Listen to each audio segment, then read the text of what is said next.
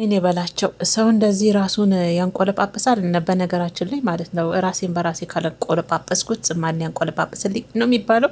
አብርሽ ራሱን ሲያንቆለጳጵስ ሰምቼ ነው። በነገራችን ላይ ያለውን ነገር ብትሰሙ ምርጦችዬ፣ በተለይ የወሎ ልጆች ሴቶች፣ የምሬ ነው ምላችሁ አብርሽና ሄርሜላ ወደ እናንተ ከመጡ ማለት ነው በድንጋይ ወግራችሁ አባሩልን። እሺ አደራችሁም ማለት ነው። በዚህ አጋጣሚ ምን አለመሰላችሁ፣ አቤት አብርሽ እኮ ማለት ነው ራሱን እንዴት እንደሚክብ፣ ራሱን እንዴት እንደሚያንቆለባብስ፣ ራሱን እንዴት እንደሚቆልል። የአብርሽ ደግሞ የተለየ ነው።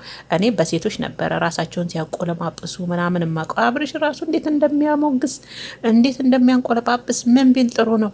የምሬ ነው ምላችሁ ቤተሰቦቼ። እኔ ወሎ ከሄድኩኝ አለ የወሎ ቆነጃጅት ሴቶች ያስቀሩኛል፣ እፈራለሁ፣ የምመለስ አይመስለኝም። ምክንያቱም አይንም ይበዛብኛል የፍቅር ሰው ስለሆንኩ አለ።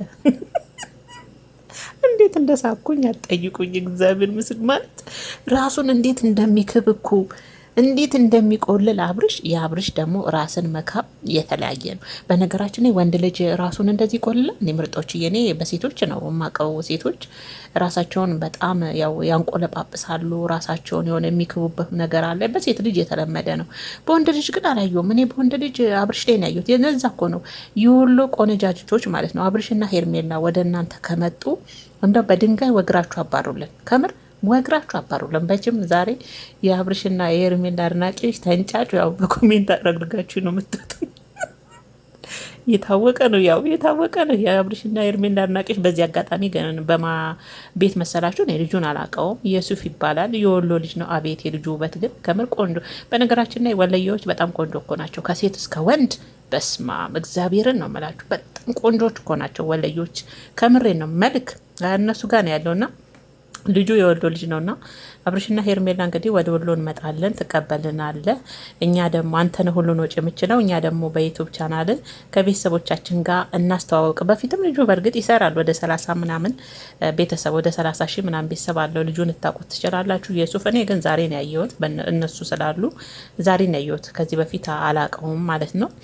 እና ልጁን ለማበረታታት ነው ወደ ልጁ ዩቲዩብ ቻናል ብቅ ያሉት ማለት ነው ምርጦችዬ። እና ግን አብርሽ ማለት ነው ራሱን እንዴት እንደካበ ከዛ ማለት ነው። አጅሪት ደግሞ ሄርሜላ ቀናች። ምን ማለት ነው?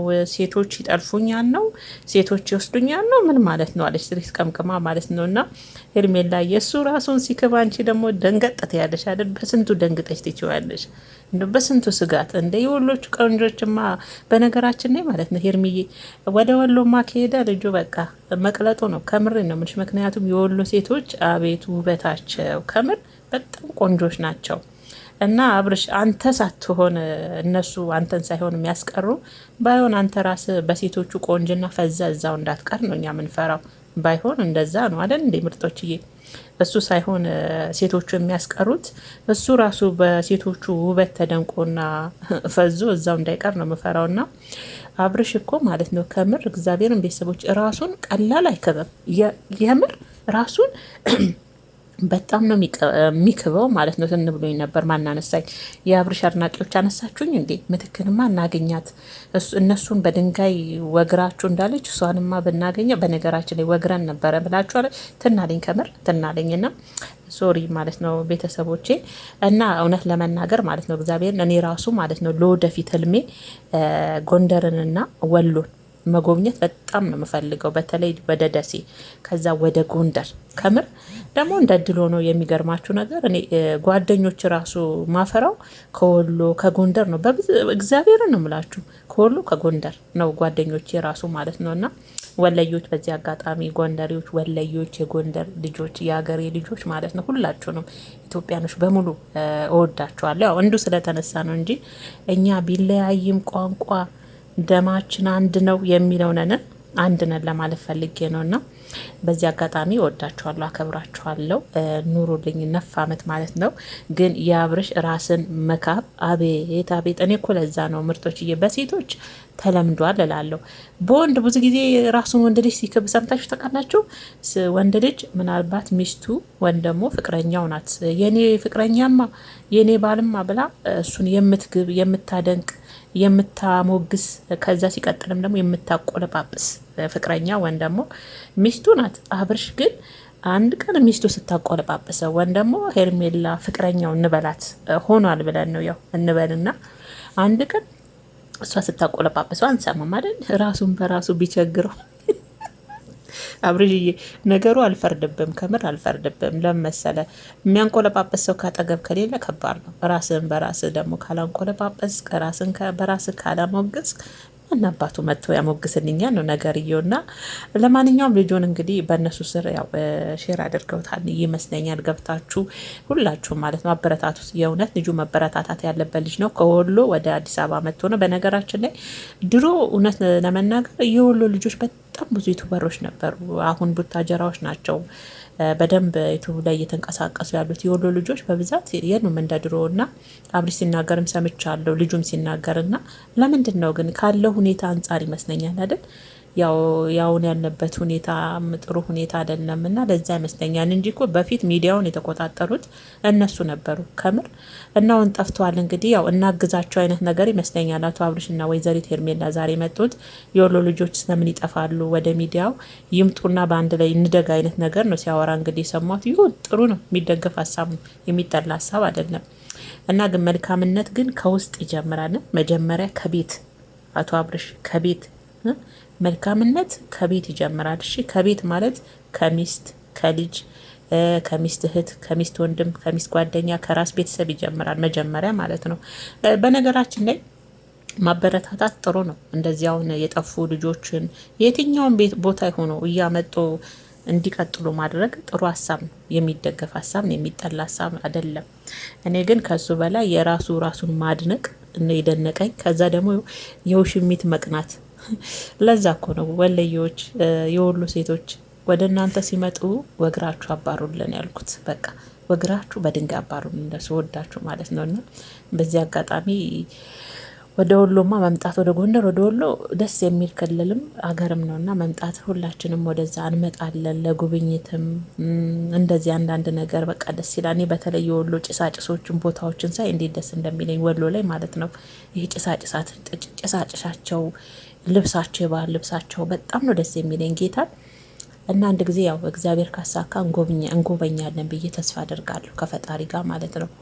እና ምርጦችዬ በዚህ አጋጣሚ ይሄ ልጅ እየገባችሁ ቤተሰብ አድርጉት። ያው በእነሱ ስር ሼር ተደርጓል። የእውነት አበረታቱት። እንደዚህ ከእነሱ ጋር ጠጋ ብለው ሲሰሩ እናንተ ደግሞ የራሳችሁን ሳታበረታቱ የሌላ ሰውን ታበረታታላችሁ።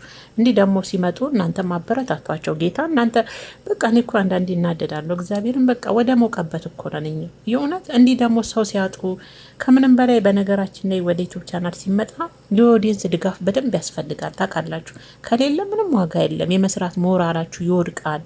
እናንተ ገብታችሁ ካላበረታቷችሁ እናንተ ካላበረታታችሁ ትንንሾቹን እኔን ጨምሮ እኔ ስለምን ይቅርብኝ እናንተ ካላበረታታችሁን የሆነ የመስራት ሞራላችን እየወደቀ ይሄዳልና አንዳንዴ ደግሞ እንዲህ ትንንሽ ያለ ነው እናንተ አበረታቱን፣ እንበረታታ፣ እንደጋገፍ፣ እንደጋ አብረን እግዚአብሔርን ማናለን እርስ በርስ ካልተደጋገፍን ካላደግን ማለት ነው። እና ልጁንም በእነሱ ስር ገብታችሁ በአብርሽ ቤት አበረታቱት። ለአንድ ቀን ብቻ ከነሱ ጋር ስለታየ ብቻ አይደለም፣ ሁሌም ሲሰራ አበረታቱ። ምን ችግር አለ? አይከፈል፣ እኛ እንከፍል። እዚህ ቁጭ ብለን በቤቷ እመቤት እንትን ቁጭ ብለን ለምናየው ላይክም ሰብስክራይብ ብታደርጉት አይከፈልበት። ጌታ ድጋፋችሁ ነው ከምን በላይ ማለት ነው። እና ለማንኛውም ምርጦችዬ ያለው ነገር ይሄ ይመስላል ማለት ነው። በዚህ አጋጣሚ እኔንም ለምታበረታቱኝ ወዳችሁና ፈቅዳችሁ ጌታን ለምታበረታቱኝ ሁሌ እላለሁ መጨረሻ ላይ የእውነት አመሰግናለሁ። እግዚአብሔር ያክብርልኝ፣ ክብር በሉልኝ የኔ ምርጥ እህቶች፣ ሁላችሁንም እወዳችኋለሁ። ነፍ ዓመት ኑሩልኝ። በተለይ በስደት ላይ ያላችሁ ቅመሞችዬ እግዚአብሔርን ከምንም በላይ ክፉ አይንካችሁ በያላችሁበት። ዛሬ ለሁሉም ማደግ ዛሬ ሁሉም ደረቱን ነፍቶ ወጥቶ ላለበት ደረጃ የደረሱት የእናንተ ውጤት ነው። እግዚአብሔርን የእናንተ ውጤት ነው። እኔ ሁሌ እላለሁና እናንተንም ያለማመስገን ንፉግነት ነው። እና ቅመሞችዬ ኑሩልኝ። እኔ አመሰግናችኋለሁ፣ እወዳችኋለሁ። ትልቅ ደረጃ እናንተንም እግዚአብሔር ያድርሳችሁ። እንግዲህ ዛሬ ያለው ነገር ይሄ ነው። ሄርሜላና አብርሽ ጉዞ በቅርብ ጊዜ እንግዲህ ወደ ወሎ እያሉ ነው። ወሎ እናንተን አታሳዩን፣ ወሎን ብቻ አሳዩን። የወሎን ሀገር ጭሳጭሱን ባህሉን ከላይ እስከታች እንግዲህ የሀገሩን ሁኔታ ብታሳዩን ደስ ይለናል። እናንተ ከኋላው ነው ከካሜራ ጀርባ ማለት ነው። እናንተንማ እኮ አየናችሁ ጠገብ ናችሁ። አሁን የወሎን ባህል የወሎን ጭሳጭስ ፍቅራቸውን፣ ያው ወሎ ሲባል በፍቅር ነው የሚገለጸው አይደል ምርጦች?